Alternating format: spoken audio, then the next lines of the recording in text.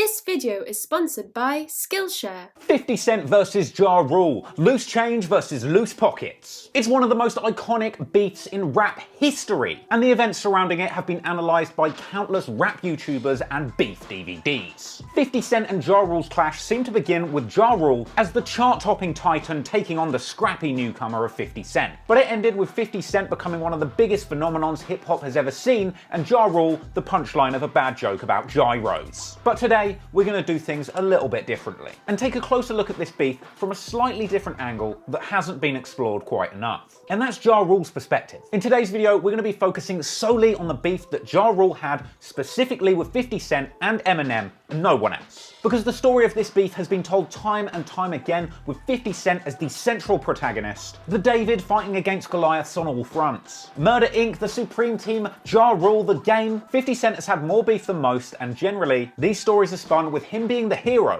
outmaneuvering everyone at every turn. And it's no surprise that 50 Cent wins beefs left, right, and center, because we know that 50 Cent meticulously studied Robert Greene's 48 Laws of Power. Hell, 50 Cent got so powerful after reading the 48 Laws of Power that he actually managed to strong-arm the author of the book into giving him his very own rule, with Robert Greene going on to co-author the sequel to the 48 Laws, the 50th Law, with 50 himself. And if there's one thing that 50 Cent picked up with his meticulous studying of power dynamics, it's that in order to win, you must crush your enemy completely. And when it came to Ja Rule, 50 Cent had a grudge so deep that even to this day, over 20 years later, he can't help but take any opportunity to publicly shit on Ja Rule. Because despite the fact that this beef was so incredibly devastating to Ja Rule in his career, no matter how much time passes, no matter how much the beef cools down, 50 and Ja just can't help but go at each other's necks, no matter what. This is a beef that runs so deep that both parties have said that it will be frying until they're both dead. But so many questions remain. Was what happened to Ja Rule's career really fair? Who was really responsible for Ja Rule's career going down the toilet? And why, after over 20 years, do 50 Cent and Ja Rule refuse to let this beef go? Basically, today,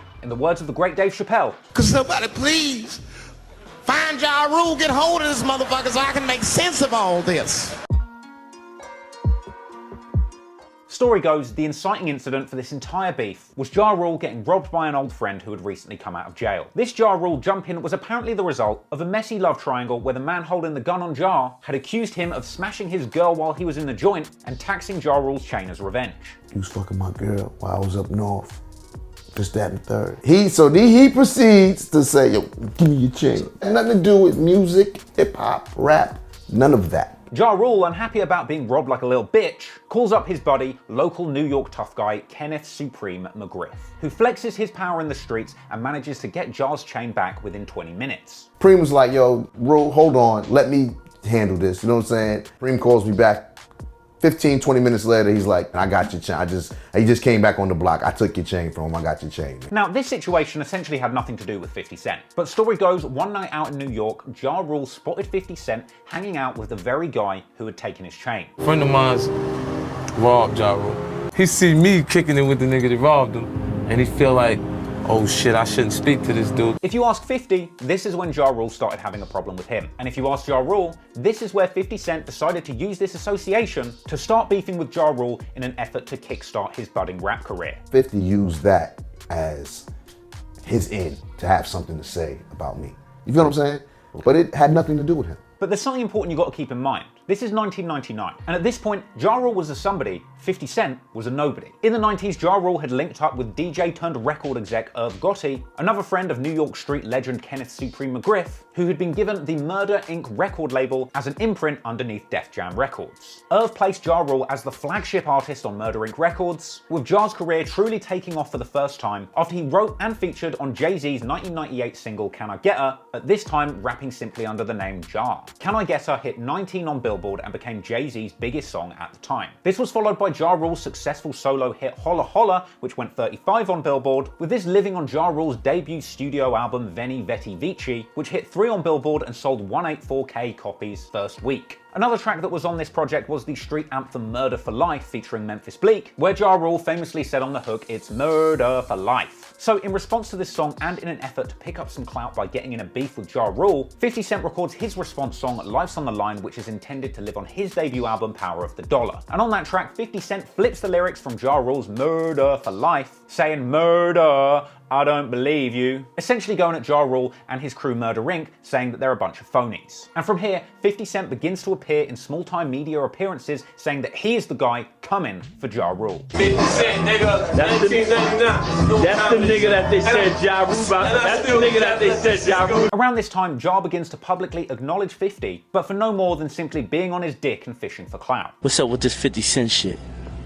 Alright, it's simple and plain. You know, the nigga, he's on my dick and shit. And then, you got them clowns that come out and wanna fucking say something about you to try to boost their shit or whatever. But from here, 50 Cent doubles down on the disrespect and begins to clap back in interviews, reiterating that Ja Rule is a fraud and he can't put down 50 street credentials. You know what I'm saying? I had a Land Cruiser Vengeance 19, so in the street hustle. But you know what I'm saying? Niggas ain't never had nothing before rap. Now, with all of this talking in the streets, eventually this tension comes to a head. And when 50 and Ja Rule are both booked to play the same venue in Atlanta, they end up running into each other and having a confrontation at a hotel. Story goes, this was a tense verbal back and forth, with Ja telling 50 he was pissed about that diss song. But apparently during this confrontation, Ja Rule was holding a prop baseball bat that he apparently trotted out on stage.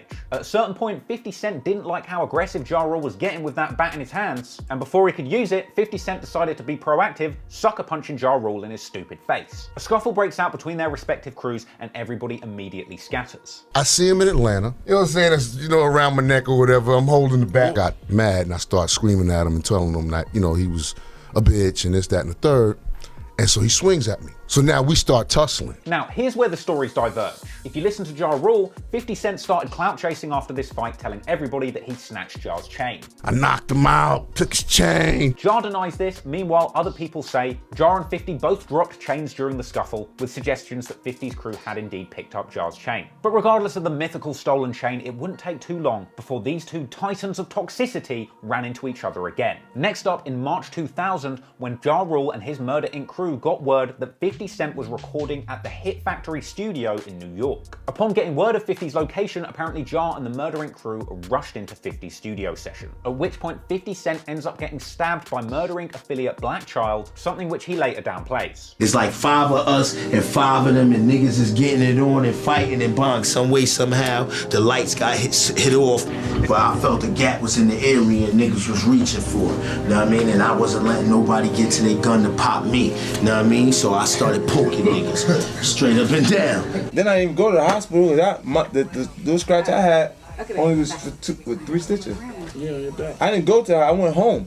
Thing is, 50 Cent wasn't the only person to get stabbed in this incident. Apparently, other, less gangster, more professional individuals were in the studio working on music with G-Unit and ended up getting injured. And one of the non-G-Unit, non-Gs ends up filing a police report, telling the feds what went down, leading to Black Child being arrested for the stabbings. As a result, the NYPD placed an order of protection on anybody that was involved in the incident, forcing Murder Inc. to stay away from anybody named, including 50 Cent. Now, this document would later become an integral part of the Ja Rule vs. 50 beef, as Ja Rule and others would endlessly trot out this document as supposed proof that 50 Cent had snitched against them. But regardless of the issues with Ja Rule and Murder Inc., things would soon get more and more dangerous for 50 Cent in these streets. You see, at this point, 50 Cent was beginning to build up a buzz in the hood musically, having recently dropped the track How to Rob with the Mad Rapper in mid-1999. This tongue-in-cheek street track basically saw 50 Cent jokingly naming numerous rappers in the industry by name and saying that he was going to rob them. This included Puff Daddy. 50 Cent said he was going to kidnap Kim Porter and hold her for ransom. He threatened to stick up Slick Rick with a blick. He mocked ODB from the Wu-Tang Clan for being so broke he wouldn't even be worth robbing. Master P, Will Smith, and Timbaland all got tarted in a 3-for-1 stick-up sale. DMX was getting all the smoke, not crack smoke for once. Ray, Ghost, and RZA from Wu-Tang got their rings snatched. Cannabis got smoked literally and metaphorically. And even Juvenile got robbed of his Cash Money piece and gold teeth because Bofty's out here moving like the street tooth fairy. Well, naturally, dissing the entire rap game and saying that you're going to rob them ended up getting 50 Cent a decent amount of clout. And story goes, not long after this song, behind the scenes, some people in the industry begun to get upset. The most notable response that came for 50 was from Jay-Z. After 50 said on How to Rob that he would put 4 bullets in Jay-Z's Bentley door, Jay-Z jumped on wax a few months later with the iconic line from the song It's Hot saying, "Go against Jigga, your ass is dense. I'm about $1, what the fuck is 50 cents? By the year 2000, 50 Cent clearly had a taste for gaining clout by airing out people's dirty laundry. And after How to Rob, he decided to truly die trying to get rich, dropping a new song, this time naming a bunch of gangsters that he knows from the streets of New York by name. Specifically, our old chum Kenneth Supreme McGriff, that same chap who had got Ja Rule's chain back right at the start of this story. So in early 2000, 50 Cent's song Ghetto Quran begins to circulate in the streets of New York, at which point the streets begin to turn on 50. In fact, Ja Rule later said in his autobiography Unruly that this was the moment that word got out that 50 was apparently a snitch, and from this point on he was in danger in these streets. Ja Rule also said that it was around this time that Supreme actively took steps to blacklist 50 Cent from the music industry. And eventually, a hitter was dispatched, allegedly by the Supreme team, to try and blacklist 50 Cent from life. And on May 24th, 2000, 50 Cent is famously shot 9 times outside of his grandmother's house, but miraculously survives. Fortunately, 50 Cent didn't die, but he was seriously injured and out of action for a long period of time. Laid up in a hospital bed, barely alive, and blacklisted from the rap game. 50 would be out of action for some time with nothing to do but stew in a rage and get hungrier and hungrier for revenge on those who wronged him. But meanwhile, whilst 50 Cent is at rock bottom, with his biggest op out of the picture, Ja Rule is on fire and goes on the chart run of a lifetime. He dropped his second album in October 2000, Rule 336. The album has a radio-friendly mainstream angle and is a runaway success for Ja Rule, landing at #1 and selling 276,000 copies in the first week of release. And the project had numerous hit singles, including Put It On Me that went #8 on the charts and landed a Grammy nomination for Best Rap Performance by a Duo or Group. Also in 2000, Murder Inc. dropped the Murderers album. On the track When Shit Gets Ugly, Ja Rule dissed 50 Cent, calling him loose change, bars which Ja Rule also echoed on his 99 Rap City freestyle. You loose change, I head in the whip, probably from your chick, cause she's... Then in the year 2001, whilst 50 Cent is still lying low, recovering and recording, Ja Rule drops his third album, Pain Is Love. This album was also a huge success, landing at #1 on Billboard and bagging a Grammy nomination for Best Rap Album, as well as spawning 2 #1 singles, the murder version of I'm Real with J-Lo and Always on Time with Ashanti. And by the time we get to the year 2002, Ja Rule was everywhere, and 50 Cent was nowhere. But in the shadows, 50 Cent was lurking, sharpening his pen and his sword, and getting ready to strike, taking down Ja Rule in one of the biggest reversals of fortune the rap game has ever seen. And now, a word from our sponsor. Shout out Skillshare for sponsoring this video. Who's ready to join the Skillshare unit? Yeah, I love Skillshare. Get Skillshare now, baby. Listen. Skillshare are the kings of online learning. Their community is top notch and I can confirm it. They got thousands of inspiring classes for creative and curious people to improve their skills the fastest, explore new skills, deepen existing passions, get lost in creativity. Now that's what's cracking. If your life is uncertain and you don't know what's happening, just try out Skillshare and their creative challenges and productivity classes help you structure your time, set up achievable goals that you'll hit just fine. And with that in mind, I took a dope new class from Guy Kawasaki, learning business facts fast. Turn an idea to a high growth biz, cause I wanna make a milli like 50 did. But it's not just business facts, no, get it correct, cause by the end you'll have a 10 slide pitch deck. Do it to make big moves or do it just for fun. Fight off boredom, get creative, get off your bum and keep on learning. Treat yourself the creative way and join the community. Drop in now and say hey. Skillshare is curated specifically for learning, meaning there's no lame ads getting your eyeballs burning. They're always launching new classes, so it's super handy. It's easy to focus with a new skill that you fancy. And the first 1,000 people who click the link get a free trial of Skillshare Premium membership. And after that, it's less than $10 a month annually. So click the link in description and join the team.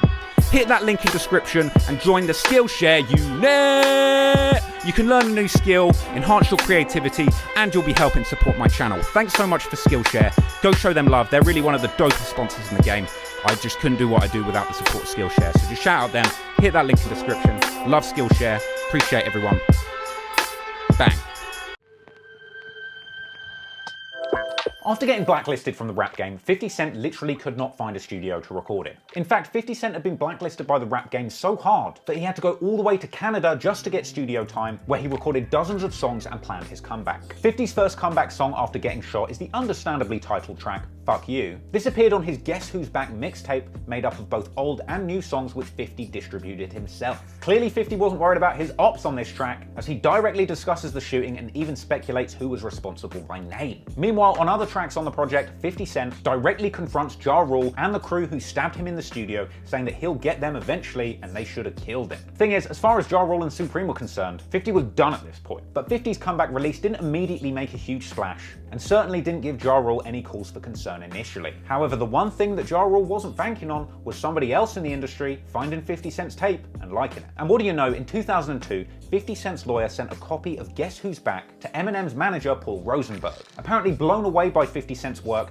M immediately flies him out to LA to work with him and Dr. Dre. And well, the rest is history, as they say, because soon after this trip, 50 Cent is signed to Eminem and Dr. Dre in a $1 million deal that brought him into the Interscope Shady Records team. And from here, 50 Cent would get heavily mentored by both Dr. Dre and Eminem, taking his sound to the next level and helping him craft his masterpiece of a debut album. Now, apparently, as part of this mentorship, Eminem and Dr. Dre sat 50 Cent down for a man-to-man talk, saying that he should stay focused and avoid beefing Ja Rule, something M revealed years later on the track Like Toy Soldiers. And to be fair, things seemed all good initially. Fans enjoyed 50 Cent's latest 50 Cent Is the Future mixtape that released in June, and then in August, fresh off the Shady Records deal, 50 Cent drops his follow-up mixtape No Mercy, No Fear. And this project features 50's breakout track Wankster, the now legendary 50 Cent song all about fake gangsters who say they're about that life but have never popped none. The track itself doesn't mention Ja Rule by name, but ever since its release, it's been pretty widely considered as a subliminal diss track aimed squarely at Ja Rule's head. 50 Cent's never outright admitted this, simply saying that the song is about fake gangsters, but since other people have said Ja Rule fits the bill, Ja Rule is indeed a wankster. And let's be real, right? Once 50 Cent put together a music video for this track, the opening scene features a kid opening up a wankster doll who is literally wearing the exact same black outfit and long chain guitar pendant as Ja Rule wore in this Rap City freestyle. So naturally, wankster had Ja Rule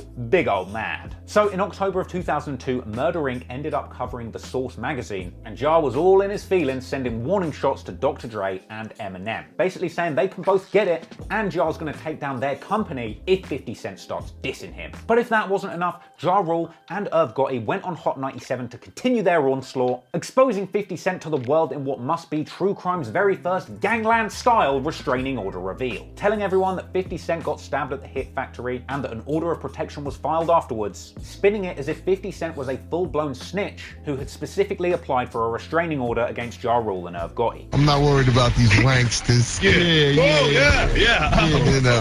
Posing to be gangsters, informants, tension, drama, whatever. Just handle your business, man. snitches. And what I'm holding in my hand, I'm gonna leave with you, man, is a order of protection. An order of protection for Irving Lorenzo to stay away from Curtis Jackson. That's 50, y'all.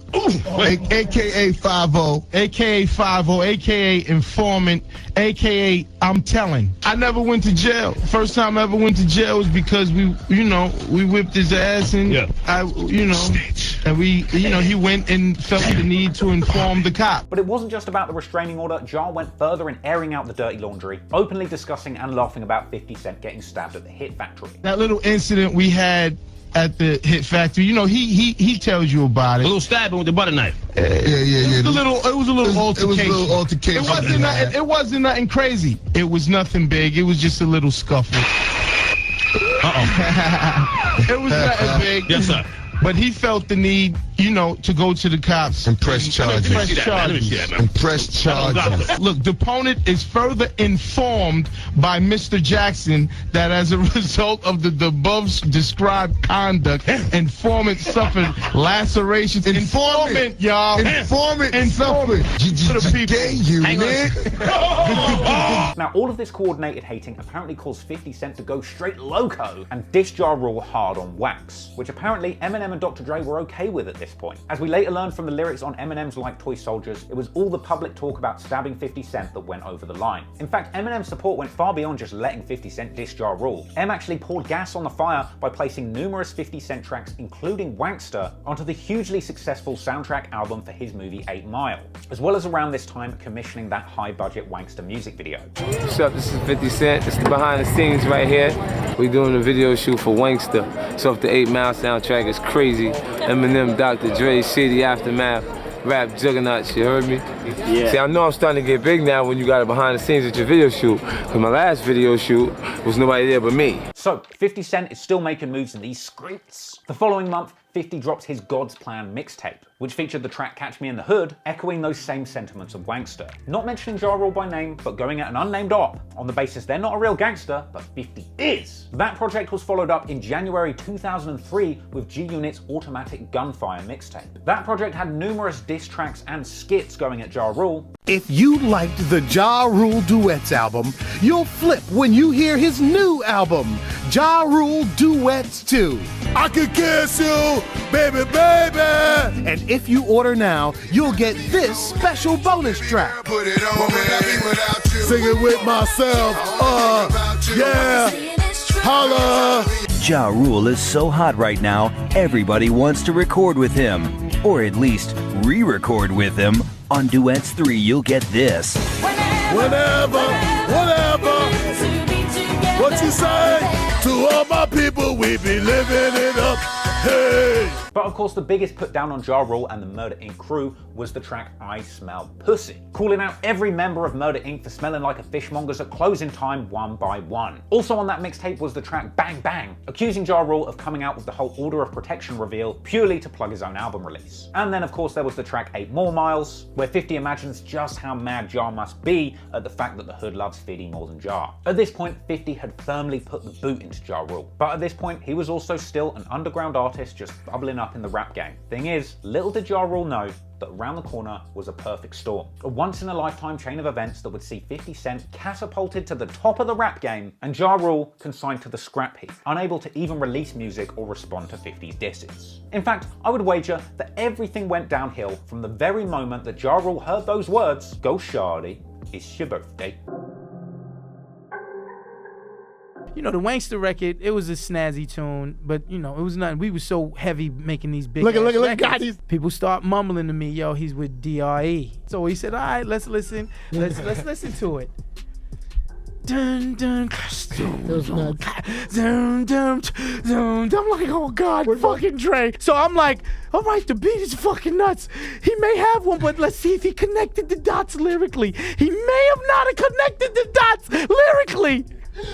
You can find me in the I'm like, is it? I turned to Rule and everyone in the office and I said, yo, buckle up. We have a major problem. This guy's up. Yes, in January 2003, Ja Rule, Irv Gotti, and the entire Murder Inc. crew were lining up to swallow the largest L in rap game history. Not only was 50 Cent In Da Club the hottest rap song to ever come out, landing at #1 on Billboard and grabbing 2 Grammy nominations, but also in January 2003, the feds raided the Murder Inc. offices in an attempt to connect them to our old gangster buddy from New York, Kenneth Supreme McGriff, who'd also been arrested while on the run not long before this, with the feds connecting genuine gangster Supreme McGriff with fake gangsters Murder Inc., trying to pin this record label as a real criminal organization. I mean, perhaps these are the kind of problems you should have expected when you named your record label Murder Incorporated. Anyway, the Murder Inc. trial is a whole other kettle of fish. If you do want me to do an entire story on the rise and fall of Murder Inc., head on over to my Discord, link in description, and drop me a message in the story suggestion tab so that I know that's something you actually want to see. But anywho, the feds seized all of Murder Inc.'s assets and held onto them for a few years whilst Ja and Irv waited to go to trial. With all of this going on at the same time, this meant the rise of 50 Cent to the top of the rap game was double devastating for Ja Rule, because the federal case with its clause in the Murder Inc. label pretty much prevented Ja Rule from being able to properly talk his shit in music in response to 50 Cent, who was rising up the charts and continually talking shit about Ja and the Inc. So instead of responding with music, in February of 2003, Ja Rule gets the cover of the Source magazine and he trots out those same tired points against 50 Cent, calling him a snitch and dragging the old Order of Protection out again. I mean, the headline of this cover story was quite literally, does 50 Cent need protection from Ja Rule? Little did Ja Rule know that he was about to get fucked by 50 Cent, sans protection, as within days of this interview coming out, Boffy's Get Rich or Die Trying drops becoming one of the biggest rap debuts in history. And to make matters worse, this album had the devastating Ja Rule diss track Back Down, which was of course produced by Dr. Dre, once again calling out Ja Rule for being a fake gangster, starting his second verse with a hilarious impression of Ja Rule's inner monologue, and ending the song with somebody doing an impression mention of Ja Rule's stylist, an apparent reference to a made-up rumour that Ja Rule had had a homosexual affair with his stylist. A rumour apparently made up by Dogecoin king DMX. But if all of that wasn't bad enough, 50 Cent also threw two of his old Ja Rule disses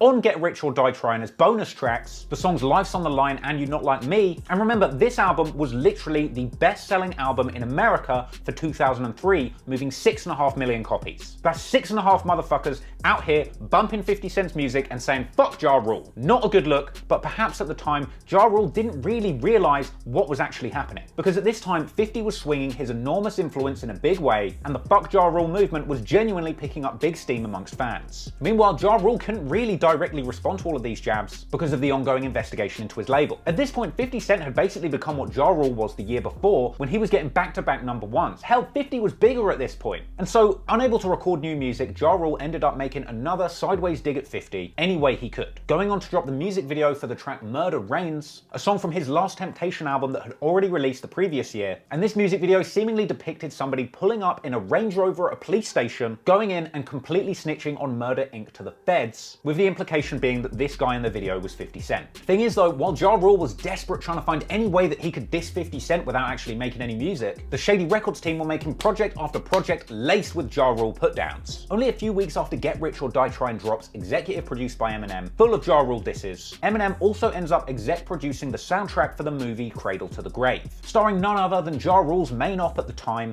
and crack connoisseur DMX. So in the name of shared ops, Eminem decides to jump on the track Go to Sleep with DMX, running a metaphorical train on Ja Rule, with M saying outright Ja can get it, and the whole chorus basically just being Eminem and DMX going back and forth saying they want to put a bullet in Ja's head. So now Eminem is officially in play in this beef. And I tell you what, you do not want to get in a beef with Eminem. In March 2003, 50 isn't done wailing on Ja Rule just yet. At the end of the month, he drops the mixtape Smokin' Day 2, featuring a track called The Realest Killers. This song eventually ended up on the soundtrack to the Tupac film Tupac Resurrection, and it also featured a posthumous verse from Tupac, as well as an intro from 50 Cent talking about someone, Ja Rule, being a fake Tupac, and a full-length 50 Cent verse where he seems to go at Ja Rule for pretending to be Tupac, suggesting he did this to get hot, but now he's not. I mean, this was a particularly scathing type of diss because it's a Tupac song remix, and after all, Ja Rule's entire career has been dogged by these Tupac comparisons. But this wouldn't be the last time that Eminem and 50 Cent would use the Tupac connection to hurt Ja Rule's feelings. In April, Ja Rule finally jumps on a song responding to Eminem, with a freestyle on 50 Cent's Stabber Black Child's mixtape, once again dissing 50 for being a snitch, and saying he's gonna get busy with a shotty on Blondie, aka Eminem. What kind of world is this? Which this grave? Looking out through the dark, I see like shades. So I'm hunting you blindly with the sword gauge. Cause I heard that little nigga there was talking crazy. You heard your crack, I went ground beef out your bed. And half your moms getting raped by niggas that spicks on the daily. You know you feel me? Cause I'm clearly the rap game's Jimmy Hoffa, nigga. This freestyle was just a taste of things to come, however, as a few days later, Ja Rule goes on to release the devastating full-length diss track Loose Change, an obvious reference to 50 Cent. In the track, he imagines 50 being dead and calls him a snitch once again, but the track went far beyond just dissing 50. Ja Rule dissed the entire label, Shady Records, Interscope. Hell, he even went at label boss Jimmy Iovine saying that he gets peed on. No free beats for Ja. He also accused Dr. Dre of being gay and a cross-dresser along with Eminem, and M was the one who Ja had the most smoke for on this song, accusing M of wanting to be black, before dropping the beat and ending the song with the most devastating diss line that you could possibly say to Eminem. Shut up, M, you claim your mother's a crackhead and Kim is a known slut, so what's Ellie gonna be when she grows up? Yes, basically, he said that his daughter was gonna grow up to be a hoe. Don't do that, Ja. Ja. Ja. Oh, Ja. Naturally, Eminem was not going to let this slide, and he later said in his verse on Like Toy Soldiers that this was the moment in the beef that he completely lost it. And a couple of weeks later, we got a big response, as DJ Green Lantern drops the Invasion Part 2 mixtape, which features Eminem, D12, G-Unit, and other Interscope Records artists, all dissing Ja Rule. They had skits with Eminem mocking Ja. Keep it locked in right here. Coming up next, we got the new Last Temptation by Ja Rule's Nothing Anymore. This was followed by a rare Eminem and G-Unit link-up, the Ja Rule Diss-a-thon Bump Heads, where Eminem mocked Ja for a long laundry list of things, including, but not limited to, taking ecstasy, thinking he's DMX, Thinking he's Tupac, thinking he's Martin Luther King, singing the same songs over and over again, and basically just being Ja Rule. Then M goes on to ask why didn't Ja Rule say anything to him when they bumped into each other at the airport. Now this is a reference to a mythical incident where Ja Rule and Eminem did indeed run into each other at an airport when they were both having their jets refueled at the same time. An incident which Ja actually elaborated on many years later in a Vlad TV interview. I seen him, we was at Teterboro, and we were switching jets, and it was a man-to-man respectful conversation. Like, I know what it is, Em, and Em's like, you know, I don't really got no hard feelings towards you. It's just, that's home team, and it's a rap beef, and he signed to my label. He signed to my label, you know what I'm saying? And I'm like, I know what it is, you know what I'm saying? I said, I ain't got nothing against you neither. Well, according to Eminem, Ja Rule was the one being all buddy-buddy that day. In fact, M ends the verse with the coffin nailer of a line, saying that day we met at the airport, Ja Rule just slapped my hand, smiled, and told me 50 Cent was everything he wanted to be. Now I know that's enough to make Ja Rule want to jump off the roof of the nearest gyro spot to a tzatziki-soaked grave, but the Shady Records execution squad were not done there, oh no. They were just warming up, because the next track on the mixtape is the devastating Loose Change response song, Hail Mary. Another reworking of a classic Tupac song just to add a little more salt to Ja Rule's wounds. In fact, before a single lyric had even been dropped in this song, Eminem had handed Ja Rule another Tupac-shaped L when he decided to prevent Ja Rule from participating in any of the songs on the new posthumous Tupac album, Loyal to the Game, which Eminem had been given permission to executive produce by Tupac's family. So doubling the disrespect on M's version of Hail Mary, he uses Tupac's cadence and flow to dish Ja Rule in the worst possible way, saying in the hook, if Pac was still here now, he would never ride with Ja. Nah, nah, nah, nah, nah, nah, nah, nah. Wasn't so bad. He said that Ja Rule's been stealing Tupac's quotes for years, hoping no one will notice. He dropped numerous references to Ja Rule being hooked on pills, which is a little rich coming from Eminem these days, but whatever. Next verse, 50 Cent taps into the Royal Rumble and goes hard on Ja, saying that Ja couldn't take 9 shots like he did, and asking when's your little sweet ass gonna come out of the closet. But of course they weren't done there, no, no, no. Because Hail Mary was followed up by another Ja Rule diss, Do Re Mi, aka Haley's Revenge with Eminem and D12. A track which literally opens with a skit where Eminem's daughter Haley says that she doesn't want to end up like Ja Rule's dirty ass kids. Eminem even asks his daughter to go and fetch his Oscar so that he can shove it up Ja Rule's ass. And then D12 ride out hard on Ja Rule in the verses too, with M jumping on the hook saying, Ja, quit playing, knock it off, you're not Tupac, don't hate me cause I'm hot and you're not, shooting at me with the only shot you got. And to cap it all off, Haley jumps back onto the track on the outro to ask Eminem, Ja Rule is taller than her, prompting him to reply, nah honey, you're the same height. Woo, that's savage. After that, the mixtape is littered with more Ja Rule disses. Hell, G-Unit even had Tony Yayo phone in from jail just to say fuck Ja Rule. We just jacked the nigga for some motherfucking phone time, and I'm about to drop some shit for Ja Rule, punk pussy ass. All of this was frankly devastating for Ja Rule and Murder Inc., who was still going through the ringer with their ongoing case. At this point, 50 Cent and Eminem were the hottest thing in the game, and their army of fans all over the planet were screaming fuck Ja Rule in unison. In an attempt to respond to this, Ja Rule and Irv Gotti ended up bagging a XXL cover story where they were pictured in the crosshairs and named as 2 of America's most wanted, doing an extended interview in their words to fire back at all the motherfucking haters. Irv said that he thinks the fans want the beef to turn violent, going on to suggest that 50 Cent or Eminem could end up being killed as part of this beef. Ja Rule says he hasn't seen 50 since the beef started, eventually going on to say that he's gonna wear out 50 Cent, Eminem, or Dr. Dre's ass if he ever catches up with them. Now, I don't want to imagine what he means by that, but it would turn out that offering to wear out the ass of a legend like Dr. Dre was not such a good idea either, because a few months later, the Shady Records hit Shit Hits the Fan drops, featuring a verse from Dr. Dre where he, I can only really describe it as where's Ja Rule's ass. Dre directly responds to Ja's threat of slapping him, saying that Ja's got to jump to even have a shot at slapping Dre's kneecaps. Dre goes on to say that he laughs at the threats in magazines and that he sees right through them, and then finally coming through with the coffin nailer of a line, you're not Tupac, I knew him, Pac was a real Nigel, you're just a fucking insult to him. My lord, that's savage. Now, in response to the onslaught of hate that he was getting from the other side, Ja Rule finally got round to dropping a few diss songs. Firstly, there was Guess Who Shot Ya, a track mainly mocking 50 Cent for getting shot a bunch of times and not knowing who did it, and insinuating that Murder Inc. had something to do with that shooting, suggesting that 50 snitched. Ironic when you're literally snitching on yourself in the same breath, isn't it? But anyway, Ja also makes fun of 50's mom, who was a drug dealer and killed when he was a kid. Another Ja Rule diss track circulated around this time under the title of So Hot, where Ja dissed 50 for more of the same old things. Now, it's not entirely clear when these disses dropped, but but really they were all just the appetizer for Ja's new, bigger, much more polished response single, Clap Back, which was frankly one of the most successful records that he had put out in a while, landing at 44 on Billboard and of course being laden with 50 Cent and Eminem disses. Ja says he's gonna find Eminem like Saddam and bomb him. He says he's gonna let guns blast on 50 Cent for snitching, yet bizarrely, after dropping a mainstream and quite successful diss song, Ja seems to do a complete 180, appearing in a bizarre 30-minute interview with Louis Farrakhan from the Nation of Islam, apparently calling for peace with 50. Will this meeting of a 27-year-old rapper and a 70-year-old charismatic religious leader end this beef? But if you look closely, you could tell Ja's heart wasn't really in it. Tell me, how did this beef get started with you and Brother 50?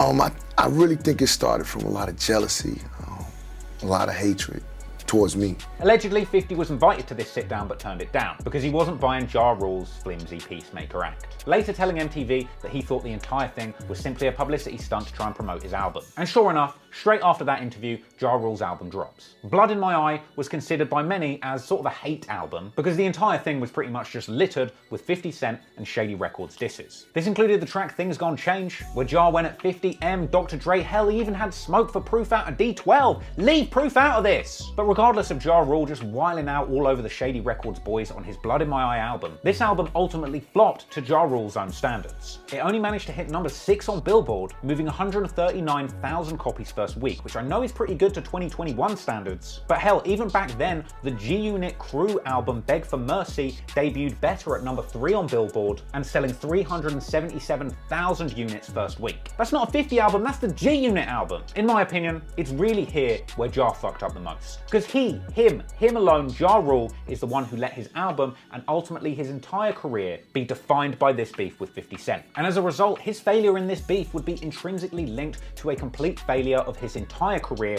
from this point onward. Furthermore, Ja Rule had kind of abandoned the original fans that took him to the top by dropping his clean pop mainstream image so that he could drop the street album Blood in My Eye that was just full of hate and disses, alienated that mainstream pop audience who had initially bought his earlier albums in droves. And at this point, Ja Rule was completely alienated from any of the real rap fans who were riding with 50 Cent and G-Unit at the time. You simply couldn't be a fan of 50 Cent and also like Ja Rule, and Ja Rule was partly responsible for that. So the coffin of Ja Rule's career was firmly nailed shut at this point, and from here on out, we would truly see the fall of Ja Rule. Ja Rule had made the biggest mistake he possibly could with Blood in My Eye. He allowed the 50 Cent beef to completely define his entire musical output. 50 Cent was living in Ja's head and on Ja's music rent-free. Meanwhile, 50 Cent was being interviewed by MTV saying that he's moving on and the beef is over, very wisely pointing out that the G-Unit Beg for Mercy album had no mentions of Ja Rule, which is a very good point. But in spite of that sentiment, however, in the months that followed, more mixtape tracks and leaks would emerge that saw the Shady Records crew continuing to kick Ja Rule while he was down. 50 Cent did a Clap Back remix, dissing Ja Rule and refusing to rap on that beat and mocking him for falling off. Numerous Eminem tracks surfaced dissing Ja Rule specifically, including I'm Gone with Obi Trice, Monkey See Monkey Do, and Bully, and eventually 50 Cent is interviewed in the February 2004 edition of Vibe, savaging Ja Rule after being asked whether or not he used the Ja beef to his advantage, and saying straight up that it was Ja Rule who made his career by giving him so much attention in 2002 when Ja was popping and 50 was a nobody. 50 went on to say that Ja Rule sucks at business and missed all of the opportunities to get money in rap that 50 took. And 50 ends the interview by saying that Ja Rule owns nothing and that he couldn't think straight in the same street situations as 50 because Ja ain't really from the streets. 2 months after this, Ja Rule ended up getting his cover on Vibe magazine with the slightly embarrassing headline, Ja Rule, is this the end? Now this article was quite something because it was filled with Ja Rule attempting to puff himself up as if he wasn't really going broke or becoming irrelevant. He posed next to his Maybach reminding everybody that that Maybach cost $400,000 and he has numerous properties. Oh, and do you remember when 50 Cent said Ja Rule didn't have a business brain? Nuh-uh, because Ja Rule says he just started a clothing company. Oh, and a movie company. Yeah, apparently it's going so well that Ja Rule just gets a flood of scripts coming through to his inbox every week. You know, because like scripts are like money, right? Oh, and he's been married to his high school sweetheart for the past 4 years. 50 can't say that, can he? And he sold 8 million albums. You know, different albums, not all one album like 50 Cent did, but yes, according to this article, it's Ja Rule who was the fearless warrior, who decided to take on the toughest gladiator the rap game had to offer, and becoming the most hated person in the rap game in the process. He died for your sins. He's basically Jesus of beef. As the interview goes on, Ja Rule is portrayed as the renegade tough guy, the lyrical Tony Montana coked up and running into a hail of bullets. But by the end of the article, even the writer is dropping sly digs, saying that Ja Rule should have prayed for better album sales. And Ja continues his tough guy act, spectacularly bragging about the fact that he keeps a gun in his Maybach, smartly stashed in one of the car's 2 humidors, where I'm sure the cops will never find it. Ja goes on to say that it's not getting clowned by 50 Cent that's angered him the most over the last year, but it's the fans turning on him that he hates the most, seemingly oblivious to the fact that it was 50 Cent's influence combined with Ja Rule's obsession of going at 50 that really caused the fans to switch on him. And then, in the very same breath, Ja Rule gives the haters even more fuel to dislike him by comparing himself to Tupac and saying that after this beef,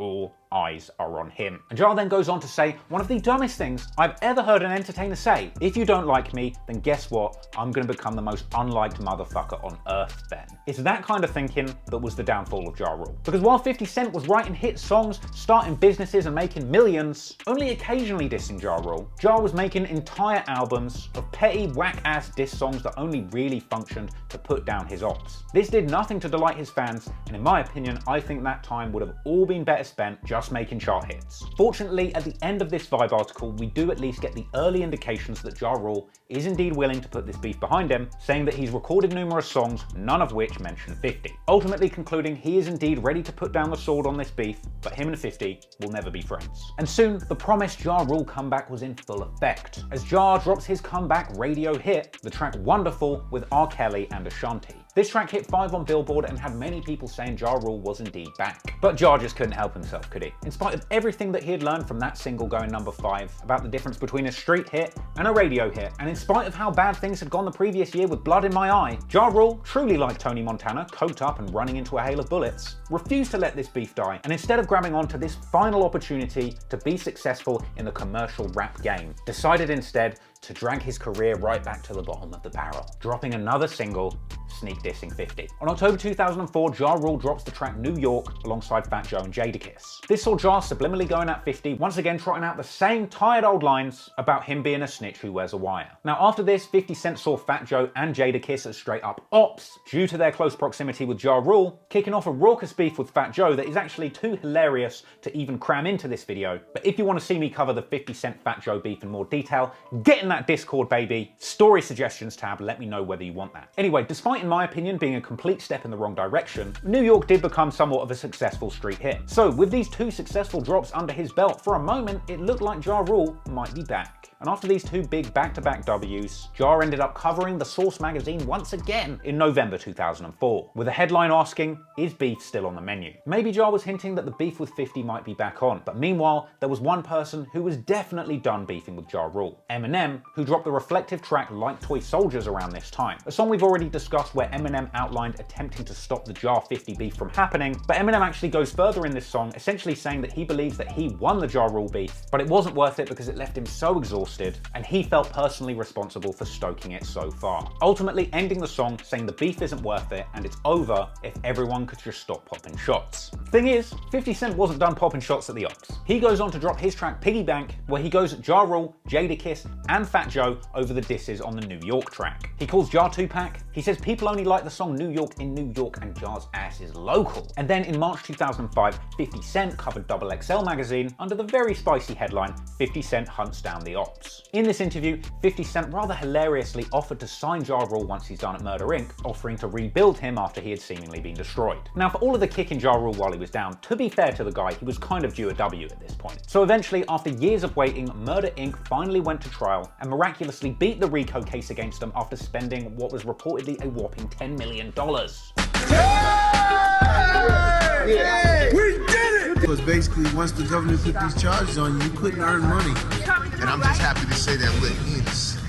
Once the smoke settled on this in April 2006, Ja Rule dropped his response song 21 Guns. This seemed to be an attempt to reignite the 50 Cent beef in order to hype a potential comeback album. And this track included some frankly pretty jokes tracks about 50 Cent wearing his bulletproof vest like a condom. But elsewhere, of course, it had the same tired old lines calling 50 a snitch, again, calling G-Unit gay unit, again. In fact, on this track, Ja Rule also accused 50 Cent of being gay because of his fashion sense, which to be fair was an accusation that 50 Cent got by the bucket load after this very sus GQ cover. Now, this is actually an outfit that I recently roasted over on the second channel in a video I did on the worst fashion fits in hip-hop history. 50 Cent's sleeveless dress shirt.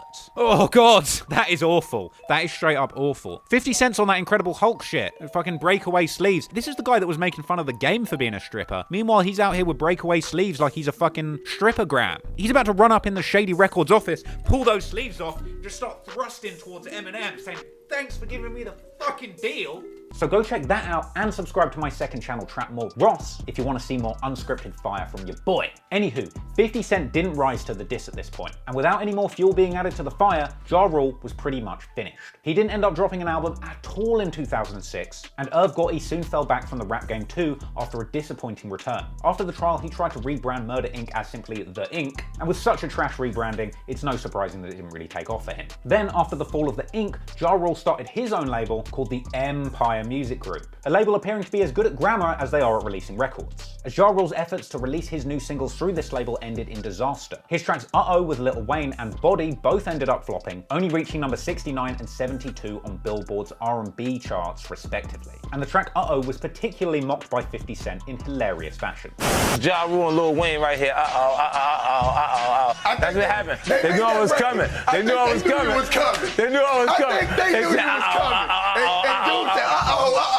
From here, the years that followed were very unkind to Ja Rule. After that poor start, things went from bad to worse, as many of the tracks that he recorded for his upcoming album The Mirror ended up leaking. So in 2008, he dropped a bunch of those leaked tracks on a mixtape called Atkins Files Volume 1, which to me sounds more like a diet plan than a mixtape. And then when the leaks continued, by 2009, Ja just said fuck it, abandoning his The Mirror project as a full-blown album, instead just chucking it out as a free mixtape. That didn't end up making too much noise, and after this long line of L after L, Ja Rule decided finally to take a break from music, and he didn't end up releasing anything else until 2011. Essentially, Ja Rule was tapped out of the game after being strangled so hard on diss tracks by 50 Cent and Eminem. It's not just what they said on the tracks, but it was that sentiment in rap had shifted far away from Ja Rule to those people hating on Ja. And it's really here that the all-out war between 50 Cent and Ja Rule was over. But with plenty of bitterness and hate still going strong between these two old foes, at this point, this beef shifted into a Cold War, with these two artists spending the next 10 years constantly taking jabs at each other on social media. Once the bars stopped flying between these two mortal enemies on records, the disses still continued online. And unfortunately, even though the beef itself had wound down, that didn't stop Ja Rule from continually catching L's. Ja Rule truly hit rock bottom at the end of 2010 when he got sentenced to 2 years in jail for gun possession and tax evasion. Remember that Maybach that Ja Rule bragged about keeping his gun in? Yeah, well the cops found it, seemingly exactly where he said he was hiding it too. So Ja pled guilty to the charges and ended up getting 2 years in jail. Of course, 50 Cent was first in line to clown Ja Rule on Twitter once reports of his jail time emerged, with 50 saying that he's got Ja when he comes home, lol, and then offering props to anybody who knocks out and violates Ja Rule in jail. Ja Rule clapped back at 50's disrespect, telling him to shut up before he smacks him again, then bizarrely suggesting that he will tell the world's 50's secret, #dildo5th, which, yeah, okay. Ja later came out saying that he was ashamed of this immature Twitter exchange, ultimately concluding after this that the beef was over and you don't need to be at war with someone forever, saying that going forward they can coexist peacefully and that he has no interest in dragging this beef out, something that Ja Rule elaborated on in more detail in this on-camera interview. With the 50 Cent beef, you've addressed it numerous times. Fuck 50 Cent beef, we ain't talking about it no more, I'm a vegetarian. Would you do anything differently? No, because I didn't do anything wrong. Will there ever be a resolution to that, you think? Yeah, it's resolved now. Okay. I'm cool. I ain't beefing no more. Like I said, I'm a vegetarian. I couldn't believe that he was still engaging me. Like, nigga, you still beefing with me, nigga? Like, you still want to beef with me, nigga? Like, I'm done with that, nigga. So in 2012, Ja Rule heads off to prison, a humbled man ready to do his time. And eventually, when he gets out in September 2013, he hops along with Irv Gotti on an interview with Angie Martinez. Seemingly with a much more positive demeanor, Ja Rule and Irv Gotti were finally comfortable enough to have a somewhat honest conversation about the fall of their empire, where they both acknowledged the role that 50 Cent played in the downfall of their businesses, and Ja even was able to admit that he had taken the L in the 50 Cent beef. We was in my office, me and Rule, right? We in the office, and Flex was about to play In the Club, right? So Flex plays in the club. That record was so dope. I looked at Rule, I said, yo, you have a major problem. Do you think, because you say now you could say, in hindsight, you could say, yes, Well, we took an L there. Yeah, we took an L. But listen, we took the L. We took the L. But you know what? People take L's. It's not the L, it's what you do, and if you keep swinging and keep fighting. Of course. He was a part of the juggernauts at that moment. Eminem, Dre, they were very, very big in what they were doing as well. So as we were big over on our side, they were also big on our side, on their side. And as everything started to crumble for us, as far as we didn't have a label as a home anymore. You understand? There was a lot of things that were falling apart for us. It was easy for him to get people to turn on. Bulldoze. Right. A couple of months after this interview, the unthinkable happened. For the first time in over a decade since this beef begun, 50 Cent and Ja Rule ended up in the same place together on a plane. And what do you know, this event was able to go down without the entire flight descending into a mass brawl. Ja Rule even tweeted that they were on the same row of the plane, no problems. However, the story wasn't the same when you heard it from petty old 50 Cent, who appeared in an interview with Sway, suggesting that Ja Rule was nervous on that plane and that 50 Cent started walking around the cabin to make him uncomfortable. See, then I sat down and I kept getting up and moving around and things. Seeing if anything would happen. No, just making him uncomfortable because I knew that he was by himself. It was like him and another guy. You're horrible. Ja Rule, however, rebuffed this version of events appearing in a Vlad TV interview, saying that 50 can say whatever he wants because Ja was catching some Z's at the time. You know what I'm saying? So he sees me, I see him. He looks at me, he's like, yo, what up? I'm like, all right, what up? Go back to doing what I'm doing. Plane took off. I propped up my pillow, you know what I'm saying? Took me a nap. You know, I kept getting up and walking around and make him nervous and all this crazy shit. I'm laughing. I'm like, you know what? It may be true. I don't know. I was asleep. Like, he may have been getting up walking. I don't know. I was catching some Z's at the moment. You know what I'm saying? Following this, in 2014, 50 Cent appears at Hot 97's Summer Jam Festival, where he performs his classic Ja Rule diss track, I Smell Pussy. After this, Ja starts feeling some type of way and ends up going off at 50 on Twitter, dragging out the usual tired jokes about 50 getting shot, and in response, 50 Cent clapped back on Big Boy once again, saying that he thought Ja Rule was dead. That's great. I mean, he's dead. I thought I killed you. Man. You mean the guy's back from the dead? Then, for a brief moment in 2015, it looked like Ja Rule and 50 Cent could finally agree on something. When during Meek Mill and Drake's explosive beef, apparently Ja and 50 Cent agreed with the prevailing sentiment on Twitter that that beef was nowhere near as good as their beef. Ja tweeted it's not a real beef until somebody gets shot or stabbed, and later asked in an Instagram caption which one of them is supposed to be him, Meek or Drake, because he sold 30 million records. Meanwhile, 50 Cent threw up a caption suggesting that Drake had copied his style with the back-to-back diss tracks. After that, both Irv and Ja ended up on The Breakfast Club, discussing 50 Cent and Eminem, where Ja suggests that he's good with everyone now. I've never seen the industry turn on a person the way they turned on you. It seemed like everybody had something to say, from Eminem to DMX to Dre to Busta. You still have those old beefs? Nah, I'm good with everybody. I'm good with everybody. So, keeping it moving, later in 2016, Ja Rule ends up doing a Foot Locker commercial that is pretty embarrassing, to be honest. He basically stars as himself, like washed up, but working as an Uber driver. You know, fellas, you can't take sustained greatness like that for granted. It's so hard to achieve. Once you find greatness, you hold on to it. I mean, you can lose it just like that. 1 minute, you're on top of the world. The next, it's all different. It's all different. Yeah, you know, we just up here on the right. Naturally, 50 Cent clowned Ja Rule heavy for this on Instagram. I'll be honest, genuinely, I don't know why Ja Rule actually accepted such a shitty role. I mean, they literally just made him look like such a bum. Not that there's anything wrong with driving Ubers, but Ja Rule should have known how this would look. Anywho, it soon became very clear where Ja Rule was spending his surge pricing earnings from driving Ubers, as in 2017 we saw him YOLOing his life savings into Fyre Festival with disastrous results. Once the Fyre Festival was done unraveling publicly, 50 Cent took to Twitter to clown Ja Rule, with a savage post seeming to depict Donald Trump appointing Ja Rule as Secretary of Festivals, with a caption saying, "Can't do nothing right, lol." After that, in 2018, when 50 Cent was on a press run for a movie, he was interviewed alongside Ja Rule's son, who said that when he was a kid, the beef with 50 Cent had him throwing Ja Rule's CDs out the whip. I told 50 when I met him, I like Ja Rule. I was a So fan. do I. You know, I Who's that? digged it. I was into it. He came out. threw the CD right out my grandma's car. Really? And then 50 Cent said he put Ja Rule's career to sleep. In 2018, if you've seen Ja Rule, it's not like some on-site type of stuff, right? Okay. Ja quickly clapped back on Twitter, calling 50 a pussy, reminding fans that he'd been stabbed, I think they get it at this point, and dissing Ice Cube's son, saying that 50 is his son. And then Ja Rule got on his Millhouse shit saying that he owns 50 Cent's soul, which is ironic because I doubt Ja Rule could even put a 50 Cent down payment on a used Kia Soul. Ja went on to threaten to expose Dildo Fifth once again, this time with a new hashtag, #TickleBooty. Then he called 50 Cent trash, saying that he had one album, but of course it's not a Ja Rule Twitter storm if he doesn't bring up the old order of protection and call 50 Cent a victim. Now, one person we didn't expect to slide back into this beef was our old bleach blonde pal Eminem, who at the end of August 2018 waded back into this beef when he dropped his Kamikaze album pretty much dissing half of the rap game. This included the track Greatest, where Eminem took aim at Ja Rule once again, reminding everybody that he had shut down Ja Rule's career with diss tracks back in the day. This once again prompted Ja Rule to clap back on Twitter, saying those nasty lyrics he dropped about Haley back in the day are still hitting home. But in spite of that, in September 2018, when Ja Rule appeared on Drink Champs, he drunkenly reminisced on the 50 Cent beef with, I would say, a slightly more positive outlook. I don't have no issues with him either. Wow. Like currently. I have no beef with him. I don't give a fuck what he does. I don't think he gives a fuck what I do. We're two kids from fucking Queens, and it shouldn't matter to nobody else because we don't give a fuck. But I wish nobody no, harm. I want everybody to do it.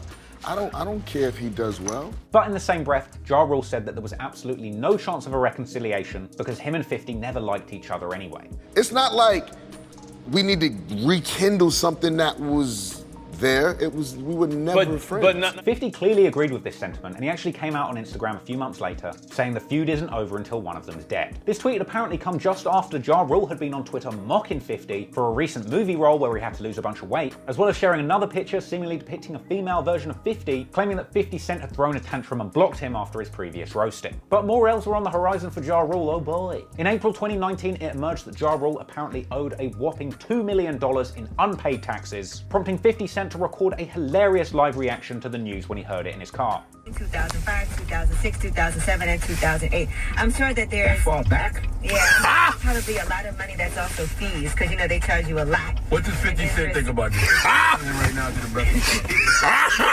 What do you think about this particular situation? Why are you trying to start? You gotta pay your taxes, man. He gotta pay his taxes, man. Oh my goodness, Charlamagne, the nigga broke, man. From here, 50 Cent ended up recording so many reaction videos to Ja Rule taking L's, he might as well have changed his name to Fofty Craze. Because in July 2019, Ja Rule and Irv Gotti are filmed being thrown out of a nightclub, with 50 reacting to the footage in hilarious fashion. Look at big bitch ass nigga BJ. He can't even breathe and shit. Calm down! Calm down! SOBs, access denied. Yo, look at these niggas, yo. Oh, shit. Meanwhile, back in Saudi Arabia.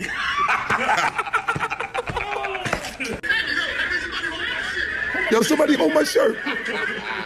When you want somebody to hold you back and they don't. Let me take my shirt off, because I'm going to do nothing. Fuck this, I'm going to do a lot of nothing. Exclusive footage of nothing. Nigga doing nothing. Y'all niggas want smoke?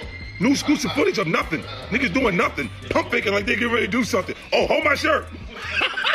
Ja clapped back, sharing a video of 50 Cent with a pretty square head and the caption "Herman Monster Head Ass Nigel," #Petty Murphy. And then, in August 2019, we got what was probably one of the most hilarious rap beef memes in history, as 50 Cent drops an IG caption clowning Ja Rule for selling tickets to his shows for $15 a pop, with a follow-up comment saying that he had just bought 200 in the front row so they can be empty. LOL! Now, 50 didn't actually do this, but the idea of him doing it quickly became a meme, and after that, we got the iconic Photoshop picture of 50 Cent sitting in the empty front row. And the incredible caption, "What a show, I mean, just fucking great. Do it again, my kid went to the restroom, lol." Clearly not seeing the funny side, after this, Ja Rule clapped back at Petty 50, calling him a pathological liar and offering a reward to anybody with proof that 50 Cent had actually bought front row tickets to his show. You kinda missed the meme there, Ja. A month later, Ja Rule's trolling 50 Cent over his relationship with Super Rat 6ix9ine, following that up a month later with an appearance on a talk show, saying that he's dropping back from the beef situation before pulling a full 360, dissing 50 Cent for being a bad dad and saying that he is in the beef forever. 50 Cent really does watch the show. Did you think of anything that you would like to say to him? Yeah, you know,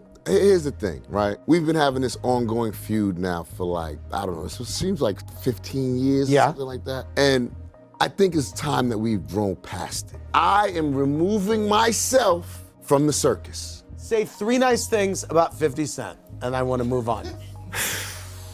He's a bad father. I did. He got like a big square, like box head. Oh, I thought. And one more thing. What else could I say nice?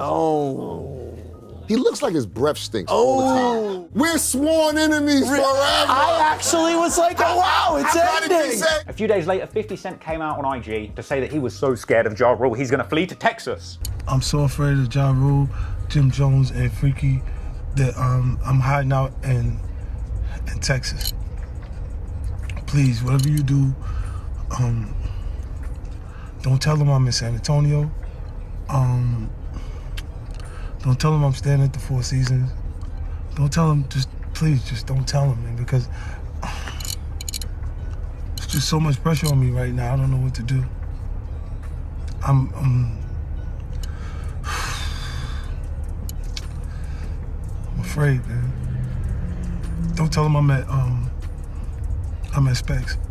Now, Ja Rule's next diss towards 50 ended up occurring under probably the most strange circumstances possible. So around this time, there was a Popeyes chicken sandwich that was launched, which was apparently so viral, somebody got murdered for cutting in line to get the sandwich. This prompted Ja Rule to lash out on Twitter, saying that he will never eat the Popeyes chicken sandwich now. This strange decision to start a beef with a sandwich quickly led to Ja Rule getting duly clowned on Twitter, with many fans bringing up his devastating L to 50. Ja clapped back with another tweet reminding everybody that 50 Cent had got stabbed and shot. Yeah, we get it, Ja. But after that whack tweet, in Ja's defense, he actually took the rest of this ribbing quite lightly and ended his Twitter storm with some pretty good jokes. First off, saying that he's got to jump back in his Uber and get to work, and then agreeing with the fans who were siding with 50 Cent, saying, yeah, fuck Ja Rule too. See, now that's more like it, Ja. This beef was revived again in April 2020 when the trend of versus battles took off, as Ja Rule chimed in on a conversation between Fat Joe and Swizz Beatz, with the implication that he was down to do a versus battle against 50.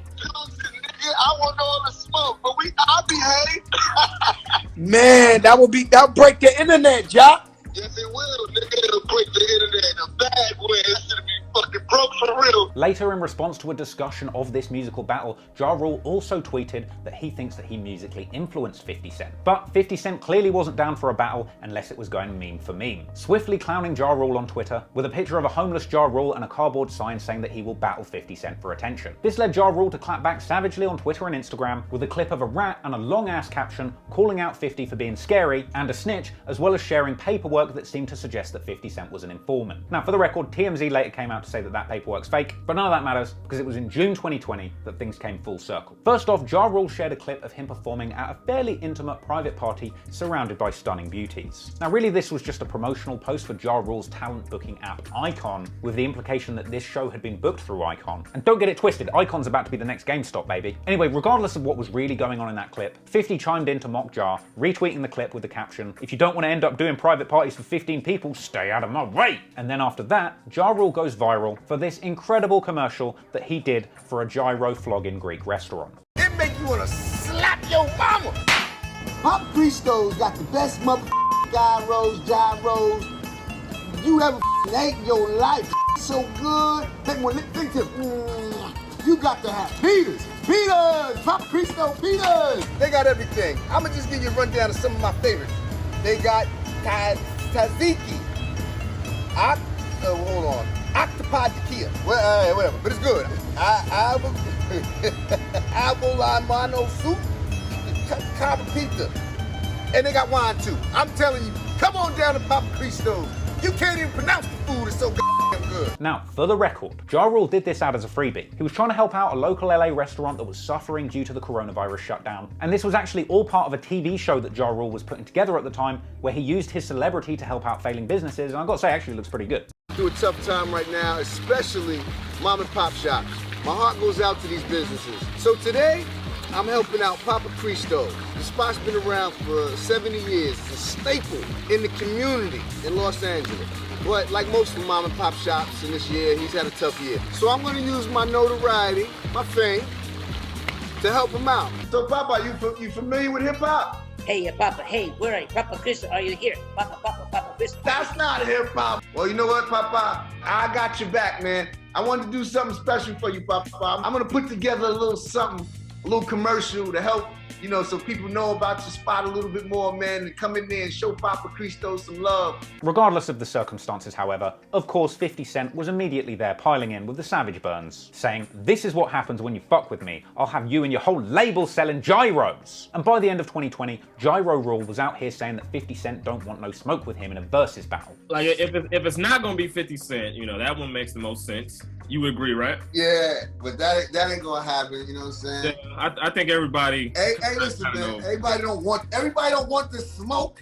Everybody don't want this smoke. And that, friends, to this day, is as far as we've got with the never-ending Cold War between 50 Cent and Ja Rule. Both sides have their version of the story, and whilst 50 Cent is generally considered to have been the winner of this beef, it's really just important to remember that the 50 Ja Rule debacle is a story as old as time. There can only ever be one #1 in the rap game. Ja got his taste of it, he raised the bar for what was possible in his own way, and then 50 came along, raised that bar a little higher, and went a little further, okay, a lot further. But ultimately, 50's day came too. The tide truly turned on 50 Cent's career when he went head-to-head with Kanye West in 2007, a clash which 50 ultimately lost. The time of a changing of the guard always comes in hip-hop, but it's how gracefully you accept that change which will dictate the tail end of your legacy in rap. Hey, in some ways, I think that Ja Rule and 50 Cent would actually have a hell of a lot in common if they were to become friends today. Both had their time at the very top of the rap game, both had to give up their spots to the next generation of talented artists, and both of them reinvented themselves and ventured off into new fields away from hip-hop. It's a real shame that 50 Cent and Ja Rule could have never just made up and been friends, at least just for the culture. But then again, when street business gets out of hand